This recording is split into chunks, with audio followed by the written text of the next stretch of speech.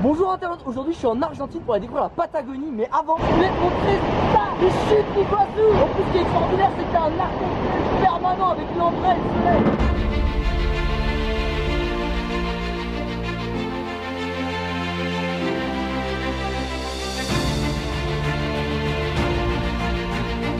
Oh là là là là, là on est de l'autre côté des chutes et là en fait tu les vois pas du dessus mais d'en face, regarde-moi ce spectacle de malade mental.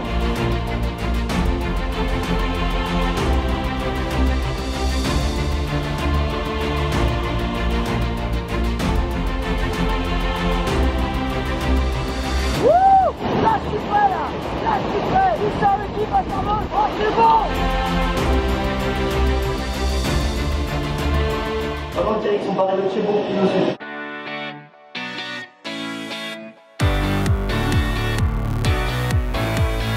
Je suis bien arrivé à Bariloche, donc en Patagonie, et je suis avec ma pote Daniela. Bonjour. Et on va aller faire une petite balade de bon matin dans la forêt d'arbres centenaires qui est juste à côté de la ville. Comment t'as compris ce qui va m'attendre dans les prochaines semaines en Patagonie? En fait t'as un lac, t'as les montagnes, t'as la forêt. En gros j'ai l'impression qu'il va y avoir un peu tout ça en Patagonie tout le temps.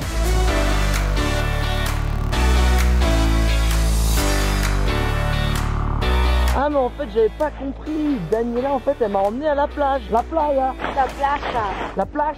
Du coup on s'est chauffé, on allait faire un petit tour de kayak sur le lac. C'est parti. Une petite pause pendant le kayak et vu qu'on est en Argentine, la petite pause, bah ouais les gars, c'est le maté. Maté c'est la petite plante que tu bois tranquillement, on fait tourner entre amis, on est bien quoi. Je m'apprête à aller monter à cheval avec des vrais gauchos dans la pampa et ça fait très plaisir quand même.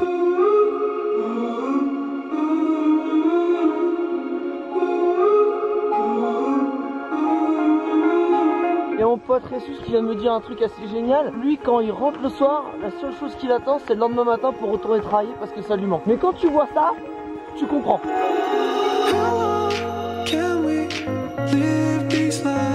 Qu'est-ce qui se passe après une balade de gaucho? C'est le moment du barbecue. El asado. Enfin, ça fond dans la bouche, on va jamais manger une viande aussi fondante. Plus le petit argentin qui va bien, on est pas mal. Oh, je cherche mes potes gauchos parce qu'il est venu sur la table, mais je préfère manger avec eux.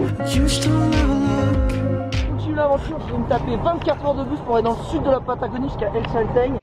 Hi. Apparemment en plus je vais être avec quelqu'un. Bonjour, comment ça va? Je sens qu'on va s'amuser pendant 24 heures. Je te dis qu'il y avait de l'ambiance dans ce bus. On s'est pris des petites bières au dernier arrêt. Voilà, Prost. Mon pote Andy il est là aussi. Et on profite du meilleur film du monde.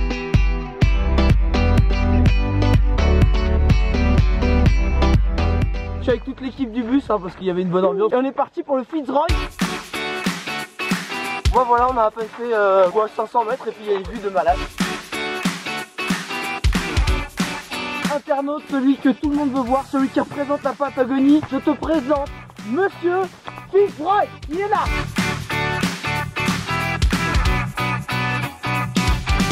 Daniel, tu as mis combien de temps? 39 minutes. 39 et toi? 28. Ok, on est une équipe, on va dire que j'ai mis 28 minutes aussi, ok? Après une longue marche comme ça et une magnifique journée, par quoi ça doit se terminer? Par une bonne bière, même bien fraîche. Aujourd'hui je repars avec mon pote Andy pour une nouvelle rando.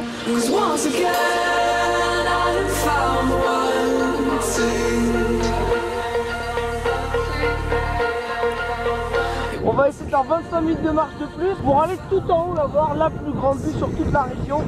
Et 25 minutes en plus, ça a piqué un peu quand même.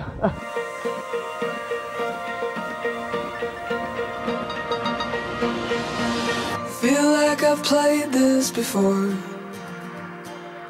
Resentment playing desire. But I can't. Wow. Voilà, on a tellement bien fait. Voilà, on a tellement bien fait Andy. Wow, c'est dingue, moi j'ai vu à 360 degrés. Pull me closer towards you and say you don't feel enough. Or at least just let me go. Je suis sûr, le dernier lieu que je voulais visiter en Patagonie, le Perito Moreno.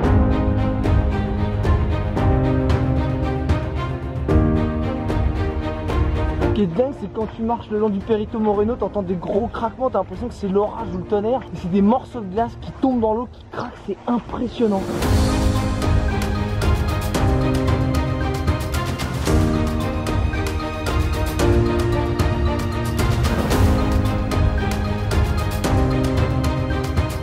C'est pas des centaines de mètres de glacier qu'il y a, c'est 30 km de glacier qu'il y a devant toi là.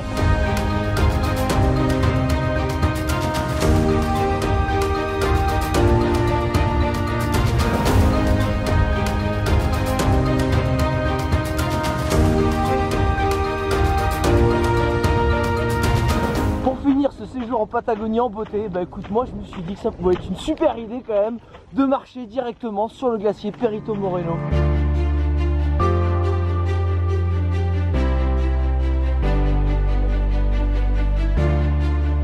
Bon là, moment magique, là, regarde-moi la couleur de l'eau dans le glacier, c'est complètement fou. Ça part d'un bleu super clair jusqu'à un bleu foncé.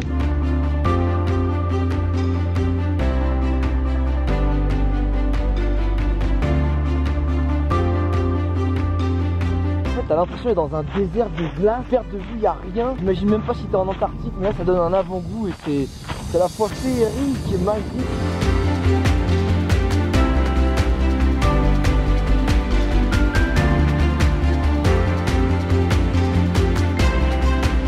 Petit kiff personnel d'aller boire une des eaux les plus limpides et les plus pures du monde, l'eau des glaciers de Patagonie. Voilà, c'est cadeau.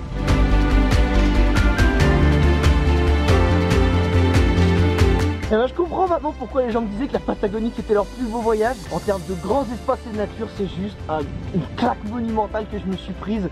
En plus ici t'as vraiment de tout. Tu vas avoir les forêts, tu vas avoir des glaciers, les montagnes, les lacs, la pampa, la steppe.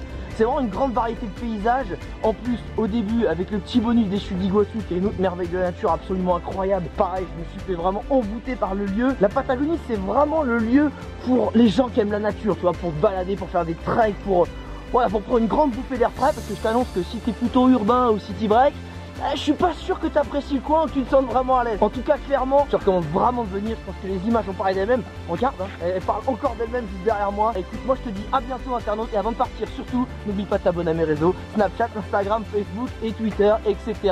Et moi je te dis ciao.